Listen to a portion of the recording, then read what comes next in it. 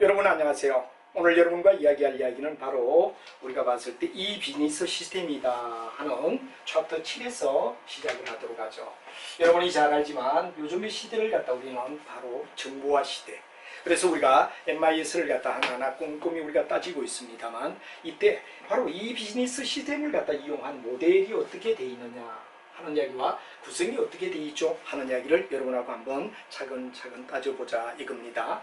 그래서 여러분이 잘 알지만 뭐가 되느냐 그러면 첫 번째는 이 비즈니스를 갖다 이용한 시스템, 우리가 자주 쓰는 말의 시스템은 바로 연결되어 있다, 분리되지 않고 서로가 연결된다 그러는 게 바로 시스템의 중요한 이야기가 될 것 같습니다. 시스템은 바로 연결이 되어 있다 하는 이야기가 되죠. 그래서 독립되는 게 아니라 따로따로 이해되는 그럼 바로 우리가 봤을 때 이해되죠. 연결된다는 이야기를 우리가 이해를 해야 된다는 얘기가 되죠. 그래서 여러분이 잘 알지만 CRM이라는 얘기가 나옵니다. CRM. 그 다음에 CRM 솔루션이라는 말이 나오죠. 그리고 CRM 기술이라는 말이 나오는데 이게 어떻게 되느냐 하는 이야기를 여러분하고 같이 한번 따져보자 이겁니다. 그래서 맨 먼저 CRM이란 고객과의 관계를 갖다 얘기한다 하는 말을 CRM이라고 우리가 얘기를 하죠. 그래서 고객과의 어떤 관계가 되느냐, 한마디로 말하면 고객의 어떤 특성을 갖다가 잘 분석해 놓은 내용을 바로 우리는 CRM이다. 한마디로 말하면 고객의 나이가 어떻고 고객에 대한 정보가 쭉 연결된 걸 갖다가 여러분 잘 아는 커스터머 하는 말이 되고 리레이션십 하는 말이 되고 매니지먼트라는 말을 갖다 써서 CRM이라는 말을 쓰더라 하는 이야기를 우리가 쓸 수 있죠.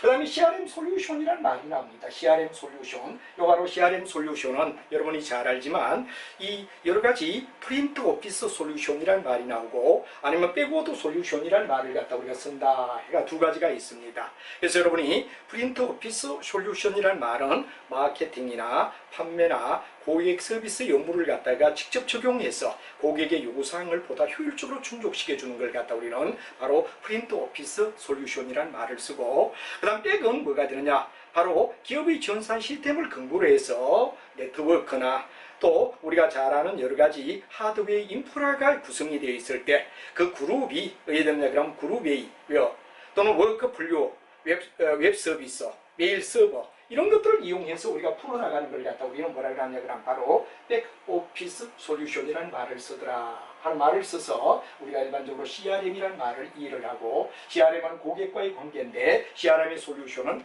프린트 오피스냐 아니면 뭐냐 그러면 백오피스 솔루션이냐 하는 두 가지가 있는데, 프린트 오피스는 한마디로 말하면 고객을 갖다 어떻게 되느냐 그러면 고객이 바로 신규 고객 창출 기회를 높이기 위하여 고객 요구사항을 갖다 받아들인다 그러는 게 프린트 오피스 솔루션입니다. 그러면 그 바로 고객의 어떤 요청을 갖다가 어떻게 되느냐 그러면 거기에 대한 대응을 갖다 취해 주는 게 바로 여러분이 잘 아는 백오피스 뭐가 되느냐 솔루션이다 이렇게 우리가 말할 수 있죠. 그래서 이 두 가지 프린트 오피스 솔루션은 고객이 요청하면 거기에 대해서 기업이 어떻게 되느냐 대응하는 걸 갖다가 우리는 백오피스 솔루션이라는 말을 쓸 수 있다 하는 말을 여러분이 알아두시면 되겠죠.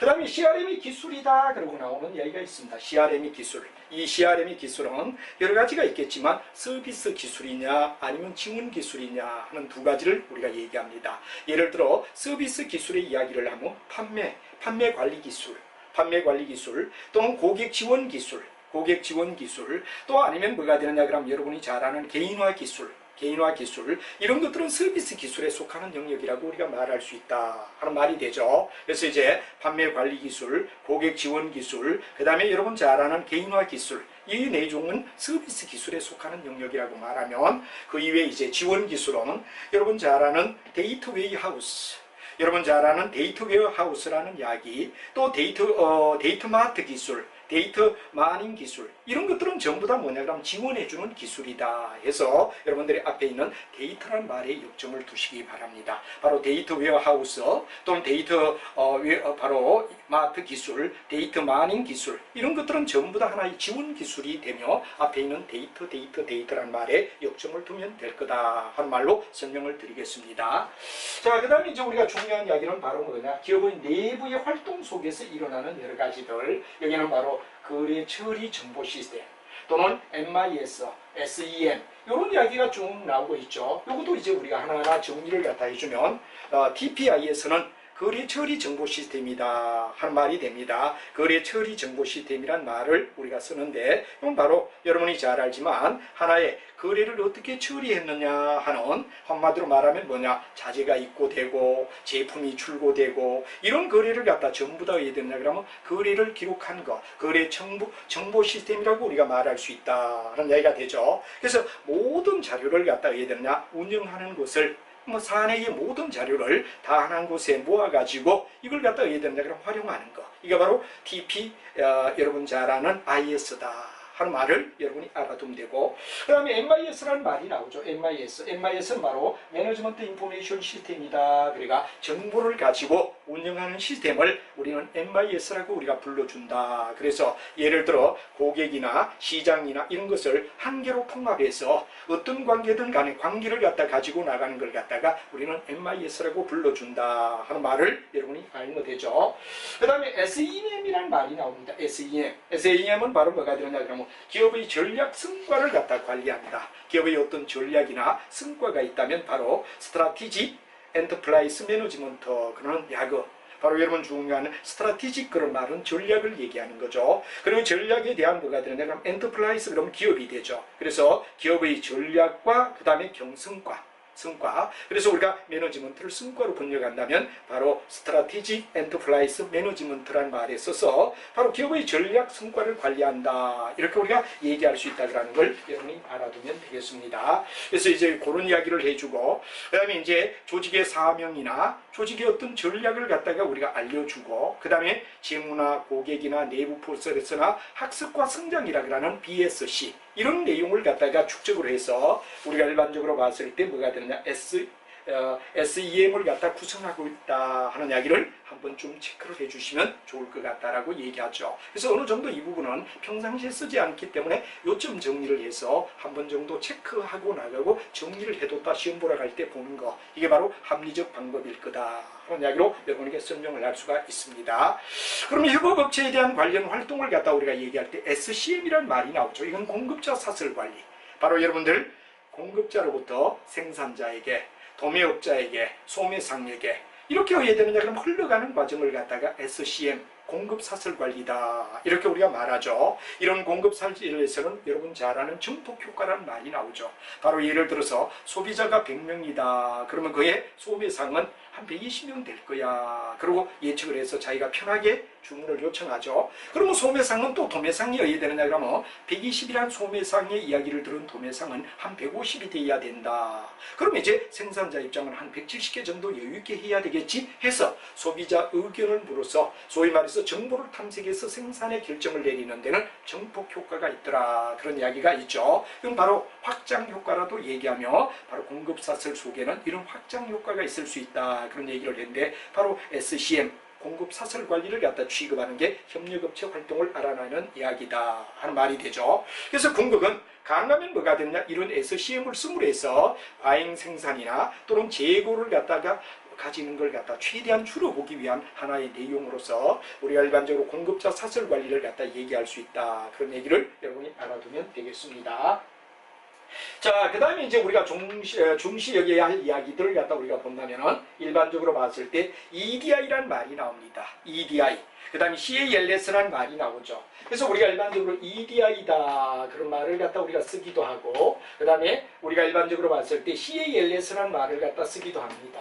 그럼 이 두 가지 개념은 뭐가 되느냐, 그런데 EDI는 종이 없는 문서다. 이미 여러 번 앞에서 언급이 됐던 바가 되죠. 우리가 전자상 거래가 형성되기 위해서는 반드시 EDI, 종이 없는 서류, 한마디로 말하면 우리가 일반적으로 여러 가지 컴퓨터 간에 의해야 되느냐 그러면 서류를 주고받지, 절대 도장을 찍은 인주를 찍어가지고 그 다음 도장을 찍어서 건너고 우편으로 오고 이런 이야기가 아니라 바로 전자상 거래, 일종의 우리가 봤을 때 서류가 컴퓨터 속에서 왔다 갔다 하게끔 만들어주는 걸 EDI라고 우리가 불러주고 전자문서 교환이라고 얘기한다. 이게 전자문서 교환.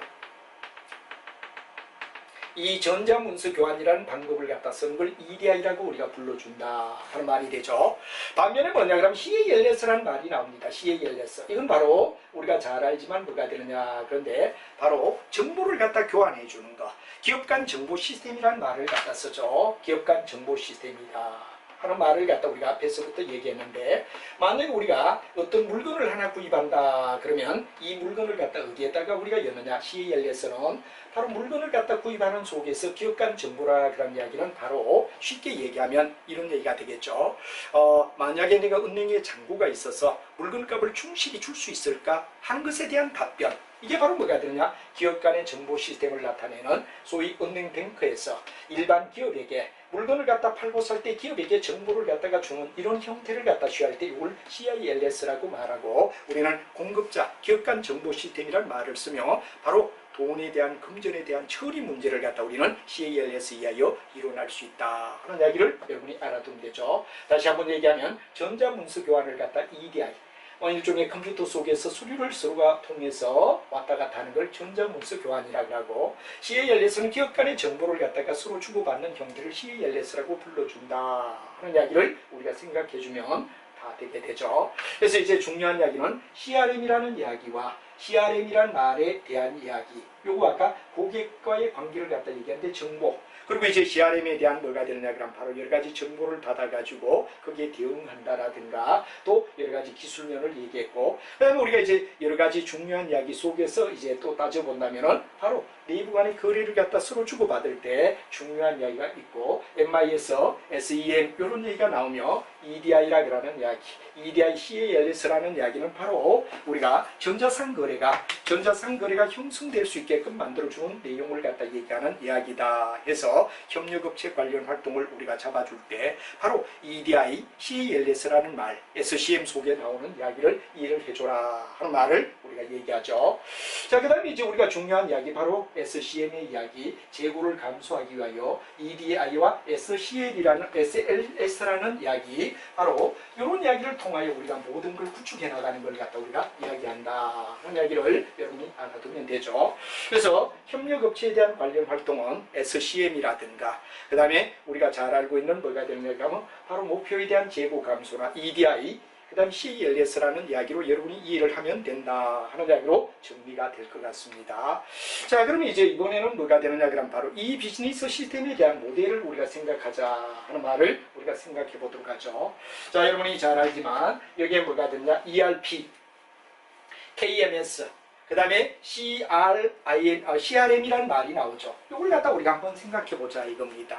그러면 여러분 잘 알지만 뭐가 되느냐 그러면 ERP는 전사적 자원 관리다. 그러니까 전 회사 전 직원이 다 자원에 대한 관리를 같이 참여한다. 그런 게 ERP를 갖다 나타내는 전사적 자원 관리라는 말이 되죠.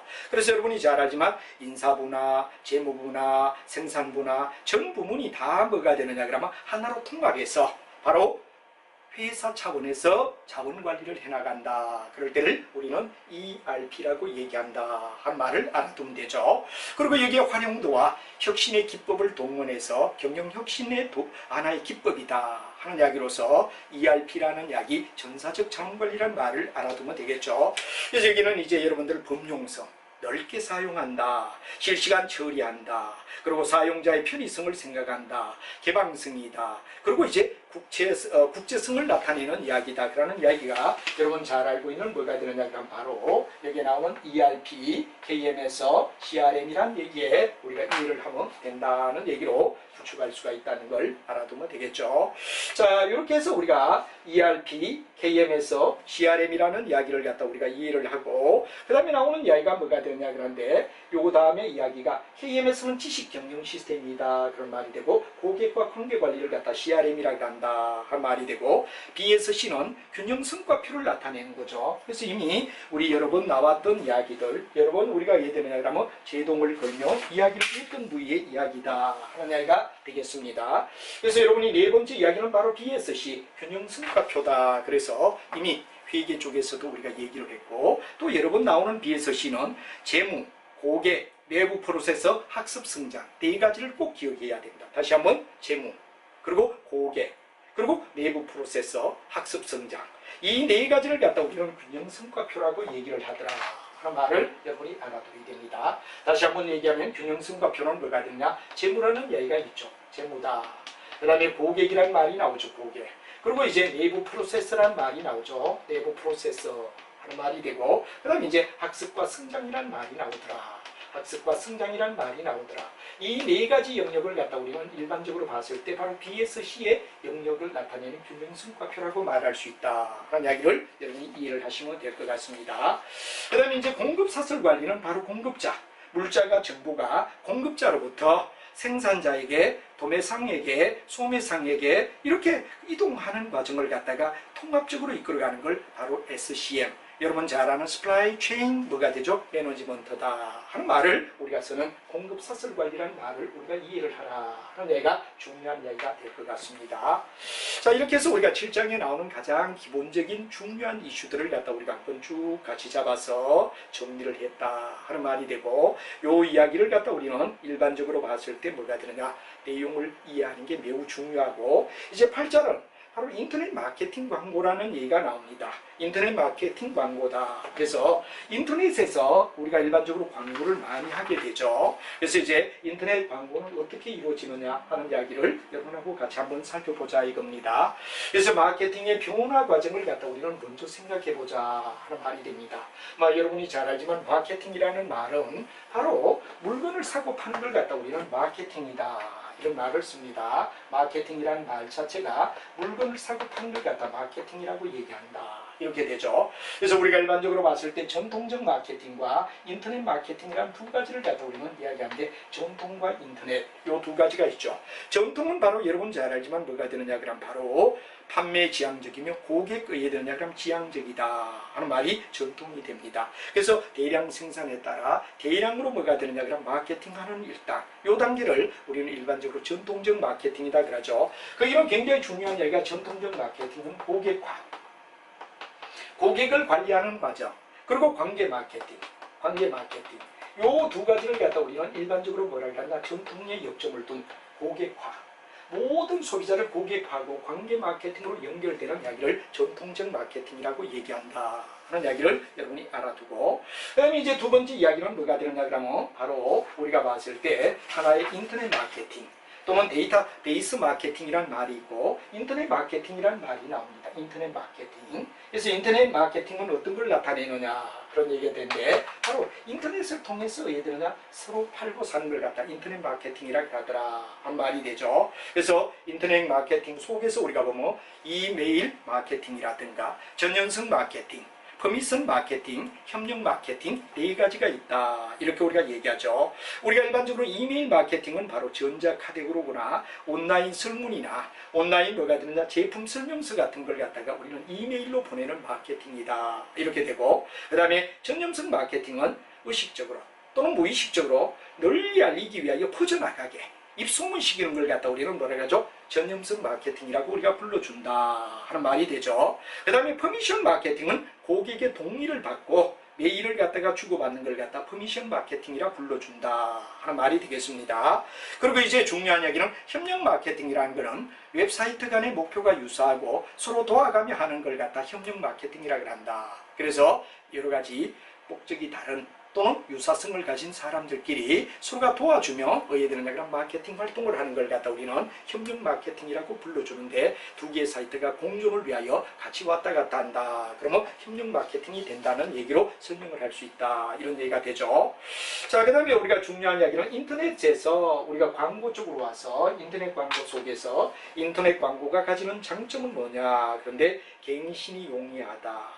또 저렴한 비용으로 우리가 인터넷을 이용할 수 있다. 효과를 측정할 수 있다. 이런 것들이 뭐가 되느냐 그럼 인터넷이 가지고 있는 바로 인터넷 마케팅의 장점이라고 우리가 말할 수 있다. 이렇게 우리가 얘기를 하죠. 그다음 인터넷 마케팅 속의 광고 용어에는 이제 여러분이 좀 알아둬야 되는 게 뭐냐, 브라우저 카운트란 말이 나옵니다. 이건 바로 접속한 사이트의 컴퓨터의 수를 브라우저 카운트라고 얘기한다. 그런 말이 되고, 배너는 바로 인터넷 사이트의 네모난 이미지 광고를 갖다 우리는 배너라고 말한다. 그런 말이 되고, 그 다음에 CPM이라는 말은 바로 우리가 잘 알지만 매너에 몇 번 노출되느냐, 배너가 몇 번 노출되느냐에 따라 우리가 요금을 갖다 받는 걸 갖다 CPM이라고 이야기하고 코스트 퍼 메일이라는 말을 갖다 쓰죠.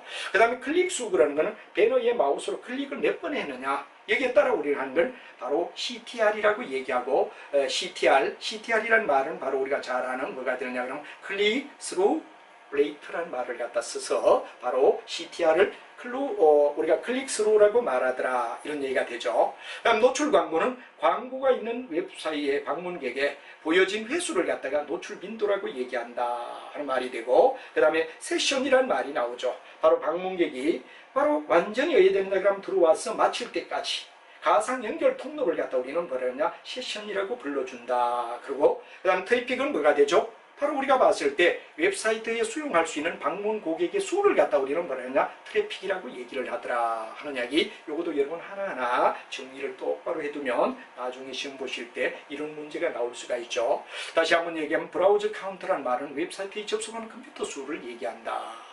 그 다음에 배너란 말은 인사이트에 네모난 이미지 광고를 갖다 우리는 배너라고 말한다 그런 말이 되고, CPM은 바로 뭐가 되냐, 얼마나 우리가 봤을 때 광고 요금을 배너가 몇 번 노출됐느냐 거기에 따라 주는 걸 갖다 CPM이라고 그러죠. 그 다음에 클릭수란 말이 나오죠. 클릭수, 바로 배너 광고를 이해할 때 바로 클릭을 몇 번 했느냐, 배너가 광고에 몇 번 마우스에 노출되느냐 하는 얘기가 되고, 그다음 노출 빈도는 바로 여러분 잘 알지만 방문자가 보여진 횟수를 갖다 노출 빈도라고 하고, 세션이란 말은 완전히 마칠 때까지 가상의 연결 통로를 갖다 우리가 세션이라고 얘기하더라 하는 말이 되고, 그 다음에 트래픽은 웹사이트가 수용할 수 있는 방문 객수를 갖다 우리는 트래픽이라고 얘기한다 하는 말을 여러분이 알아두시면 충분히 이해가 되리라 생각합니다.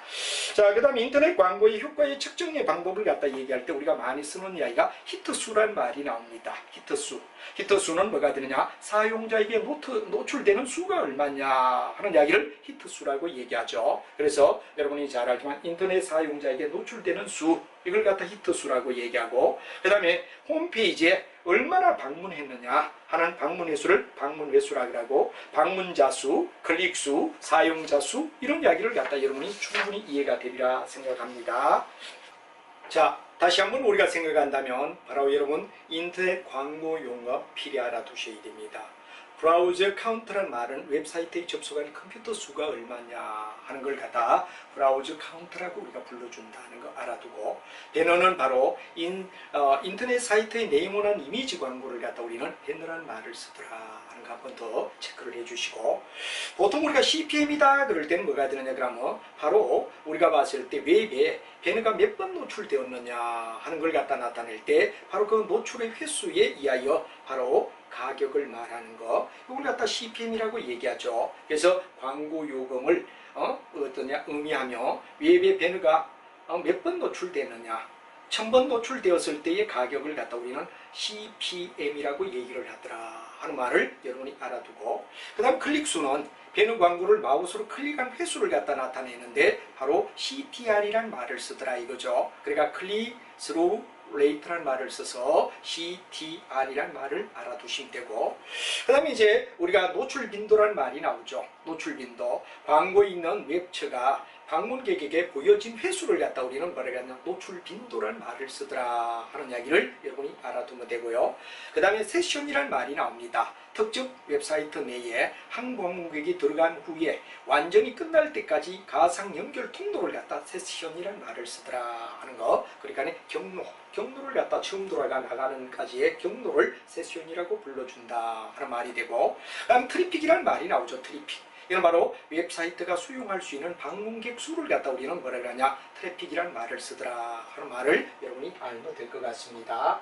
자, 그 다음에 이제 우리가 중요한 이야기는 인터넷의 광고 효과를 갖다 얘기할 때 우리가 일반적으로 많이 쓰는 이야기가 인터넷에서 얼마나 광고 효과가 있었느냐 하는 이야기를 우리가 나타내는 이야기로서 자주 사용되는 이야기가 히트수란 말이 나오죠. 히트수는 많이 들어본 이야기일 겁니다. 여러분들이 바로 웹에서 인터넷에 노출된 수가 왜 되느냐 그러면 바로 웹서버에서 저장도나 파일이 인터넷 사용자에게 얼마 노출되느냐, 이걸 히트수라고 얘기를 한다 하는 이야기를 알아두고요. 다음에 방문 횟수는 웹페이지에 방문한 사람이 몇 명이냐, 방문한 횟수가 이해되느냐 하는 걸 방문 횟수라고 얘기를 하고, 사람을 얘기할 때는 방문자 수라고 얘기를 하더라 하는 말을 알아두시면 되겠죠. 그 다음에 이제 클릭수는 배너를 갖다 클릭하는 수를 갖다 우리가 일반적으로 클릭수라고 얘기를 한다 한 말이 되고, 그 다음에 해당 사이트의 사용자 수를 갖다 우리는 뭐라 하죠? 사용자라고 얘기한다 하는 말을 알아두시면 되겠죠. 그 다음에 이제 우리가 중요한 것은 인터넷 배너 가격의 결정 방식에는 CPM이라는 말과 CPC와 고정요금, 우리가 일반적으로 얘기해서 플랫 피라는 말을 갖다 쓰는데 이게 바로 인터넷 배너 광고를 결정하는 중요한 이슈다 이거죠. 일반적으로 CPM은 뭐가 되느냐? 배너에 노출된 횟수가 의해되느냐? 광고 노출된 횟수 이하의 광고 가격을 산정하는 걸 갖다 CPM이라고 얘기하더라 하는 말이 되고, 또 배너의 클릭 횟수에 따라 우리가 얘기될 때 CPC라고 얘기한다 하는 얘기가 되고, 그 다음에 일정 기간 동안 균일한 요금을 받는 걸 갖다 우리는 뭐를 하죠? 바로 고정요금이라고 불러준다. 그래서 뭐 예를 들어 CPM이나 CPC나 고정요금이나 그 다음에 아까 말하던 플랫피는 바로 기간 모델이다. 그래서 우리가 일정 금액을 일정 기간 동안에 일정 금액만 지불하는 형식을 갖다 플랫피라고 얘기를 한다. 그러는 요 네 가지도 여러분들 인터넷의 배너 가격에 바로 이해되느냐 그럼 결정 방식도 한번 좀 체크를 하시면 충분히 되지 않느냐 하는 얘기를 드리고, 우리가 일반적으로 그렇습니다. 뭐 이런 것까지 해야 되느냐 이렇게 느낄지 모르지만 경영 정보 시스템 역시 중요한 경영학의 내용이며, 우리는 일반적으로 정보를 이용한 바로 정보사회 4차 산업에서는 정보라는 걸 무시할 수 없기 때문에 앞으로 가면 갈수록 이런 경영에 대한 문제가 더 많이 노출될 수밖에 없다 하는 이야기를 여러분이 알면서 우리가 오늘 바로 내용의 MIS 내용은 여기까지 이야기를 하고, 여러분과 함께 이제 같이 우리가 문제를 우리가 한번 달아보며 다 푸는 것보다는 골라가며 랜덤별로 문제를 우리가 한번 풀며 바로 우리 MIS 7장의 MIS를 우리가 마무리 지으면 되겠죠. 그리고 이제 여러분들이 잘 아는 8장 국제경영, 바로 경영학의 마지막 진술할 수 있는 외국과의 무역이 어떤가 하는 것까지 우리가 차근차근 해서 빠짐없이 모든 영역을 깨끗하게 정리하는 게 바로 현대의 의대죠. 바로 승부수를 던질 수 있는 이야기다. 그래서 많이 빠지고 또 빼먹고 나올 것 찍는다. 출제위원 아니면 절대 그렇게 허술하게 다루면 안 됩니다. 반드시 모든 분야를 골고루 다 체크를 하는 습성을 가져야 되며 끝까지 하나하나 다 정리를 해두는 것이 어떤 시험, 어떤 자격시험이든 어떤 학교의 점수든 다 경영은 바로 연결이 되기 때문에 정확하게 처음부터 끝까지를 다 정리한다는 심정으로 따라와 주시기 바랍니다. 그럼 여러분과 함께 기초문제편을 우리가 한번 이야기를 하죠. 기초확인 문제를 랜덤별로 한 페이지에 한두 개라도 같이 풀며 나가보도록 하죠. 자, 여러분 잘 알지만 그게 바로 3번 문제를 보죠. 다음 중 인터넷 광고에 대한 설명으로 틀린 것은 그렇습니다. 그래서 여기는 바로 여러 가지가 나오지만 인터넷 광고에 맞지 않는 거 그랬죠. 기존 광고 방법에 비하여 비용이 높다. 이 기존 광고는 뭐 TV, 신문 엄청 비싸죠. 그러나 우리가 봤을 때 뭐가 되느냐? 인터넷 광고는 포괄적으로 굉장히 방대한 영역에서 우리가 하다 보니 비용이 어디에 되느냐? 높은 게 아니라 낮다. 아무래도 광고비를 낮출 수 있는 게 인터넷이다 하는 데서 2번이 정답이다 하는 이야기로 여러분이 답을 달아주면 되겠습니다. 자, 그 다음에 이제 4번의 문제를 보면 인터넷 배너의 결정 방식에서 CPM은 뭐냐? 아까 제가 얘기했지만 코스트 퍼 메일이라는 말을 썼습니다. 코스트는 비용이고, 그러니까 우리가 봤을 때 배너의 노출 횟수가 이해되느냐? 배너의 노출 횟수가 이해되느냐? 하는 이야기가 광고를 결정하는 걸 갖다 우리는 CPM이라고 얘기한다. 그래서 여러분 단어 배너의 가격 결정에 CPM을 이해를 하는 게 매우 중요하다 하는 말을 여러분에게 얘기할 수가 있죠. 자, 그 다음에 다음 중에 자 5번으로 가서 우리가 보죠. 다음 매출액의 마케팅 기법을 향상시키기 위하여 정보 시스템을 활용하는 것을 뭐라 그러느냐 하는데, 매출액, 마케팅 기법, 한마디로 말하면 매출액을 갖다 집중적으로 올려줘야 되겠다. 그러니까 이건 바로 집중화 내용이라고 얘기하죠. 그래서 매출액 및 마케팅 기법을 향상시키는 것은 집중화 전략이라고 하는 이야기를 여러분이 알면 되겠습니다. 8번에 가면 BPR, 여러분 많이 들어봤죠? BPR 기반으로 집중화 분석을 갖다 집중화와 분석 하나를 동시에 누릴 수 있는 게 뭐냐? 그런데 이건 바로 통신 네트워크입니다. 통신 네트워크라는 3번이 정답이다 하는 이야기로 여러분이 알고, 그 다음에 10번에 가면 정보화 시대에 대한 설명으로 틀린 거 그러고 묻고 있습니다. 거기에 여러 가지가 나오지만 엘빈 토플러의 제3의 물결이다라든가 또 수학 최정의 법칙이라든가 다 맞는데, 카세트, 테이프 제조업자 정보화 시대의 대표적 피해자입니다. 우리가 일반적으로 정보화 시대에 들어오면서부터 이런 카세트나 또는 여러분 잘 아는 테이프나 제조업자 이런 경우는 이런 거의 제조업자는 뭐가 되느냐? 피해자가 되는 거죠. 왜? 인터넷에 밀려서 전부 다 나갔다. 이런 얘기가 되겠죠. 자, 그 다음에 이제 3번에 보면, 12번에 보면 정보 시스템 중에 조직화된 사실 및 정보를 집합체를 뭐라 하죠? 데이터베이스라 불러준다. 그래서 우리가 여러 가지 조직화된 사실, 정보를 모아가지고 데이터베이스라는 말을 쓴다 하는 말을 여러분이 알면 되죠. 자, 14번에는 바로 고객의 뭐가 되냐? 고위층 비구조와 의사결정을 지원하도록 설계된 전략적 수준의 정보를 뭐라 하죠? 바로 여러분 잘 아는 중력정보 시스템이다 하는 말을 우리가 쓰고 있습니다. 중력정보 시스템이라는 말을 쓴다 하는 말을 여러분이 알면 되죠. 그로 4번의 이야기가 되고요. 그 다음에 15번에 보면 전자상 바로 우리가 봤을 때 거래의 유형 중에 C2B, 우리가 반드시 알아야 되는 이 C는 뭐를 갖다 나타내죠? 컨슈머를 나타내는 이야기다. 그런 얘기를 갖다 우리가 얘기를 할 수 있죠. 소비자를 얘기한다 이거죠. 그리고 소비자와 뭐가 되느냐 그러면 바로 여기에 나오는 뭐가 되느냐 그러면 C2B. C2B는 소비자와 그 다음 뭐가 되느냐? 바로 여러분 잘 아는 기업. 소비자와 기업. 소비자들이 기업을 갖다가 결합해서 우리가 거래를 하는 것들. 이런 것들을 갖다 우리는 일반적으로 뭐라 그러냐? C2B라고 불러준다. 그래서 바로 재화나 용역의 거래에 있어서 정부나 일부를 갖다가 뭐가 되느냐? 그러면 바로 이제 구매자가 어떻게 되느냐? 그럼 바로 정보를 갖다 가지고 물건을 갖다 사는 걸 갖다 우리는 일반적으로 뭐라 그러냐? 그럼 C2B라고 얘기한다 이거죠. 그래서 소비자가 개인적으로 단체를 구성해서 제품의 공급자로부터 생산자에게 가격이나 수량을 협상 맺는 거. 이런 걸 제시해서 사는 거. 그럼 누가 중심이 된다? 소비자가 중심이 된다는 얘기가 되고, 이 B는 비즈니스란 말에서 뭐가 되냐? 기업을 얘기하는 이야기다. 그래서 C는 바로 누구를? 고객을. 그리고 여기 나오는 B는 뭐가 되느냐? 그럼 바로 기업을 얘기하는 이야기다 하는 말을 여러분이 알아두시면 충분히 이해가 되리라 생각합니다. 그 다음에 다음 중 역경매에 대한 설명으로 옳은 것은 묻고 있습니다. 역경매는 판매자가 아니라 구매자가 뭐가 되느냐? 제품의 구매 의사를 밝히는 걸 갖다 우리는 정상, 판매자가 소비자에게, 구매자에게, 판매자가 구매자에게 하는 게 정상, 바로 우리가 봤을 때 뭐가 되느냐? 경매라면 반대 방향이다 그래야 되니까 오히려 물건을 구매하는 구매자가 판매자에게 묻는 걸 갖다 우리는 역경매라고 불러준다. 그러니까 그거는 2번이 정답이다 하는 말이 되겠습니다.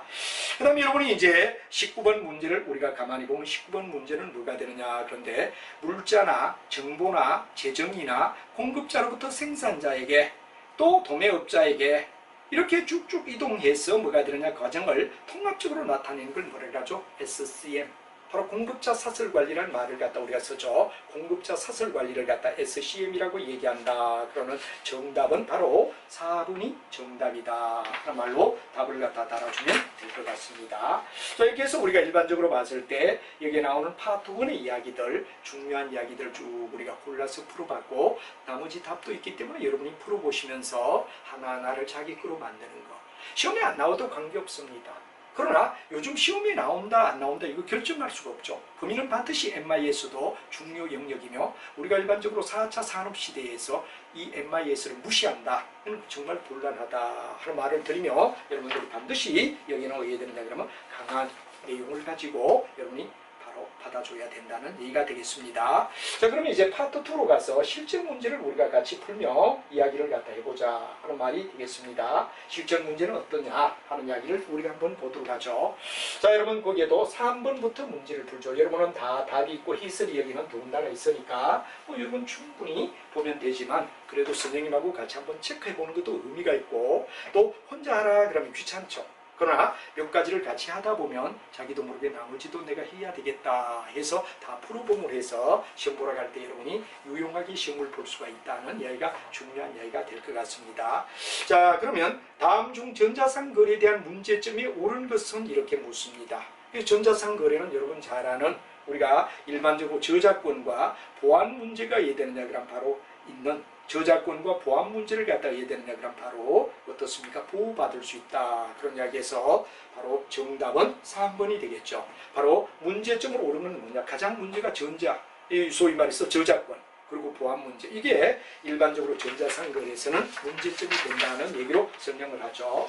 자, 그 다음에 다음 중 4번에 가서 역경매에 대한 설명으로 옳은 것은 하고 묻습니다. 바로 여기에 2번을 보면 구매자가 제품의 구매 의사를 밝힌다. 구매자가 제품의 의사를 밝혀서 우리에게 이 가격으로 몇 개를 공급할 사람이 있으면 알아. 구매자가 제품을 갖다가 바로 구매 의사를 밝히는 것은 판매자가 아니라 구매자가 되다 보니까 방향이 반대가 되니까 역경매라고 우리가 불러줄 수 있다 하는 말을 우리가 쓸 수 있죠. 다음 6번에 기업의 내부 활동에서 이 비즈니스 시스템 모델이 아닌 것 묻습니다. 거기서 TPIS, MIS, SEM, BSC 전부 다 내부 활동입니다.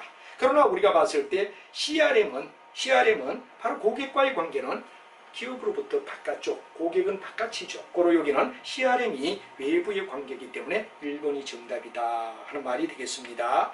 다음 7번에 보면 다음 물자의 정보나 재정이 공급자로부터 생산자에게 또 도매업자에게 소매상에게 여러분 잘 아는 뭐가 됩니까? 바로 SCM. 공급사슬관리라는 말 들어봤죠. 이때 정폭효과라는 말도 들어봤죠. 이런 것들이 이게 뭐냐면 SCM에 나오는 이야기다 하는 말을 여러분이 알면 됩니다. 자, 8번에 가면 기업이 직면한 문제를 해결하기 위하여 정의, 측정, 분석, 개선, 관리 D맥이라는 말을 많이 쓰죠. D맥. 바로 D는 정의. 그 다음 여러분 M은 뭐가 되느냐? 측정. A는 뭐가 되느냐? 분석. 그리고 이제 여러분 C는 뭐가 되느냐? 그럼 개선. 우리가 I가 개선이 되겠죠. 그 다음에 C는 바로 여러분 관리란 말, 컨트롤이란 말이 돼서 D맥이란 말을 많이 쓰는데 이걸 갖다 우리는 식스 시그마에서 나오는 이야기다 하는 이야기, 경영 일반에서도 많이 나왔던 이야기, 바로 여러분 잘 아는 식스 시그마 D맥을 꼭 기억해 주시기 바랍니다. 자, 그 다음에 12번에 가면 바로 전자 제조업체들의 역량을 집중하고 있는 거래 방식으로 옳은 거는 이를 묻는데 바로 오늘날 잘 알지만 보통 전자 제조업자들 자기들끼리 거래 방식을 취하는 B2B를 많이 취하고 있다. 기업과 기업 간의 관계를 갖다 우리가 B2B라고 얘기한다 하는 이야기 알면 되겠죠. 자, 그 다음에 18번의 문제로 가서 18번의 문제는 바로 이럽니다. 다음 중 매출액 및 마케팅 기법을 향상시키기 위하여 정보 시스템을 활용하는 걸 뭐라 그러느냐 하는 말이 되는데 오늘 바로 집중화 전략이라는 말을 여러분이 알아두면 되죠. 집중화 전략이다 하는 말이 되겠습니다. 그 다음 21번 다음 중 뭐가 되느냐? 품질 업무의 전서나 품질 정보 기초를 수지를 지원하는 정보 시스템을 뭐라 그러느냐? 그런데 바로 품질 처리 시스템이다. 그러는 1번이 되겠죠. 품질 처리 시스템을 우리가 일반적으로 말한다 하는 얘기가 되겠습니다. 그 다음에 23번에 전자상거래 유형 중에 C2B는 뭐를 설명하느냐? 이렇게 물었습니다. C2B. 바로 소비자가 개인적으로 단체를 구성하여 바로 뜻이 맞는 공급자나 생산자에게 가격이나 수량을 제시하는 걸 갖다 C2B라고 얘기한다. 아까도 우리가 얘기했던 내용의 한 부분이다. 이렇게 우리가 얘기할 수 있죠. 자, 그 다음에 이제 우리가 봤을 때 심화 문제로 넘어가서 바로 심화 단계로 넘어가서 심화 문제를 우리는 한번 달아보는 게 또 하나 중요한 이슈가 될 겁니다. 그래서 심화 문제는 어떤가 하는 이야기를 여러분하고 한번 보도록 하죠. 자, 다음 중에 시장에 일어나는 경제적 현상을 설명한다. 기업과 리언과 디엇의 가장 적합한 것은 뭐냐 물었습니다. 자, 맨 먼저 중고차 시장의 판매자들이 중고차의 품질과 성능에 대해서 구매자보다도 더 잘 알고 있다 하는 얘기가 되는데 바로 여기는 우리가 정보의 비대칭이라는 얘기가 되죠. 중고차 시장에서 판매자들이 아무래도 구매자에게 딜러가 훨씬 더 어떻습니까? 차에 대한 정보를 많이 알고 있다. 그러면 이건 바로 정보의 비대칭. 파는 자와 그 다음에 왜 되느냐? 사는 자. 중고에서 중고매매 딜러는 충분히 차에 대한 정보를 가지고 있는데 사는 사람은 충분한 정보가 가지고 있지 않기 때문에 이건 바로 정보의 비대칭이라는 말이 되겠죠. 그 다음에 두 번째, 판매자가 사고 기록이나 고장난 사실을 숨기며 중고차를 팔고자 하는 동기를 갖게 된다 하는 말이 되고 구매자들은 중고차가 보이지 않는 문제가 있을 것을 예상을 해서 가격을 낮추려 한다. 그 결과 좋은 품질의 차를 발견하기가 자꾸 힘들어진다. 그렇죠. 오히려 역선택하게 된다. 잘못된 선택을 갖다 우리는 역선택이라고 얘기하죠. 다음에 세 번째 보면 중고차 매매 종소자들은 중고차 수리 때 고객이 원하는 수준의 노력을 기울이지 않고 이익만 챙기는 현상. 이걸 갖다 우리는 도덕의 해이라고 얘기하죠. 도덕적 해이를 얘기한다. 그래서 누구는 정보가 명확한데 누구는 덜 알고 있다 그러면 이건 정보의 비대칭이 되고 그 다음에 잘못 선택할 수 있다 그러는 게 역선택이 되고 그 다음에 도덕적 해이라는 문제를 우리는 얘기할 수 있다 그런 얘기로 심화 문제 1번의 이야기는 바로 정보의 비대칭, 역선택, 도덕적 해이라는 문제를 제기하고 있음을 알고 우리가 정리할 수 있다 하는 이야기를 들으며 바로 7장의 MIS 영역까지가 완료가 되겠습니다.